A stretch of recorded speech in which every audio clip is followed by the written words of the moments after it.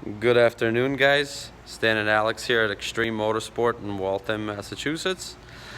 We have here the BMW 335 diesel that you saw the first video on. This is a follow-up video. So the vehicle has been fully assembled after all the work that we did. Just to sum it up real quick, it was the walnut blasting, flap delete in the intake, and we also replaced the glow plugs and the glow plug module.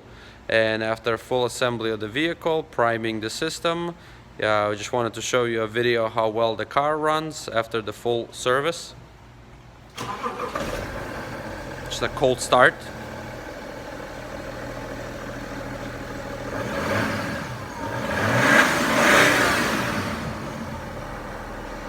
The vehicle runs very well, and we took it for a test drive already, performing excellent.